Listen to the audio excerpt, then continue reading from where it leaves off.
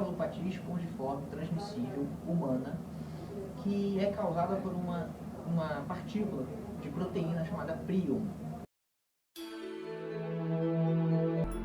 O que é o prion? O prion é uma proteína, a proteína priônica é uma proteína que todos nós temos na nossa membrana celular, que é neuronal, responsável por estabilização da membrana, ou seja, pelo bom funcionamento do neurônio.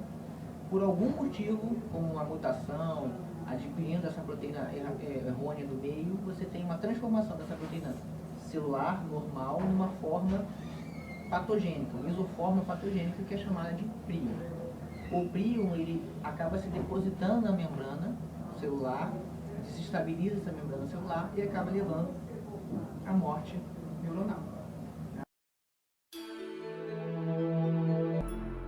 Os principais sintomas, quais seriam? Existe uma tríade clássica para a gente falar da doença de Creutzfeldt-Jakob, que seria demência rapidamente progressiva, mioclonia e algumas alterações no eletroencefalograma, que são uns complexos trifásicos periódicos que a gente pode ver quando a gente pede o eletroencefalograma desse paciente. Mas clinicamente o que mais marca são as mioclonias, a demência progressiva e uma outra gama de fatores, como por exemplo, distúrbios cerebelares, distúrbios visuais, sinais extrapiramidais, sinais piramidais, cefaleia, são outras coisas que podem estar bem associadas a essa demência rapidamente progressiva.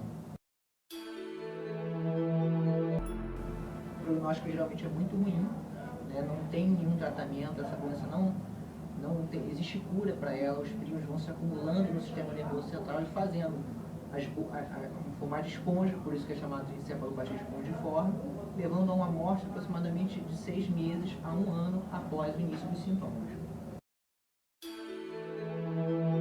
Como ela é adquirida?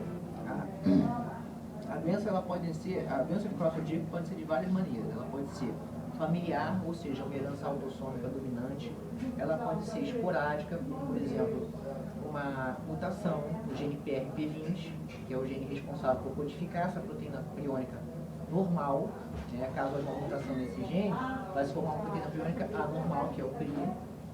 Tá? Adquirida, quando, por exemplo, a gente pode encontrar a gente come, por exemplo, uma carne de boi contaminada, como teve aquela mal da vaca louca da época de 90, década de 90 na Europa. Tá? Existem, então, essas são as três formas. Esporádico, ou seja, uma mutação, um acontecimento, genética, ou esse tipo de transmissão que seria o mal da vaca louca, né? Uma variante da doença de Creutzfeldt-Jakob. Ele é principalmente clínico. Ele tem 3 maneiras de ser diagnosticado. Um diagnóstico de certeza, que é feito pela biópsia cerebral, que no Brasil não é muito indicado, visto que o prion é uma partícula altamente contagiosa, infectante.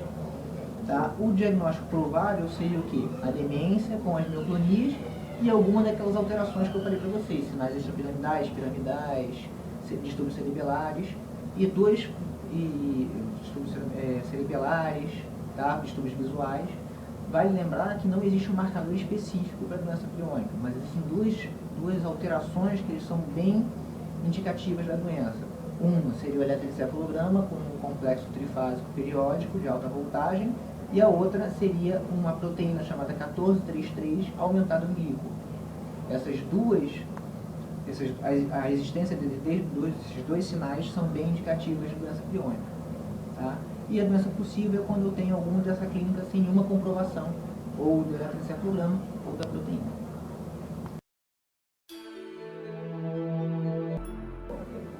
A prevenção dela, infelizmente, assim, no caso da carne do mal da vaca louca, dessa variante, é evitar o consumo dos animais infectados. Quando você está em contato com um tipo de paciente que tem essa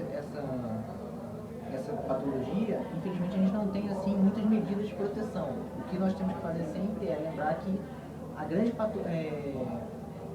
transmissão geralmente se dá por líquor, né, por tecido cerebral. Isso é o que o alto grau de infecção se vê por esse material. Sangue, fluidos, secreção traqueal, isso ainda não está comprovado que isso se transmita bem o prion, mas o que realmente importa é líquor, tecido cerebral e córnea. São as três coisas que mais importam para a transmissão do prion. Um tipo de doença priônica também que é responsável é a iatrogênica. Antigamente tinha muitos casos, por exemplo, de pacientes com transplante de córnea. Hemotransfusão já foi feito diagnosticado um caso de doença priônica causada por hemotransfusão de um paciente que já tinha o prion. Eletrodos, material cirúrgico, neurocirurgia, implante de Duramater, esse tipo de coisa. Quando você pega um material contaminado no indivíduo, já com a doença transmite com uma pessoa saudável, ela vai ser infectada. Mas não necessariamente sangue, fluidos, secreção aérea, urina, fezes, isso não está comprovado que seja transmissível. Tá?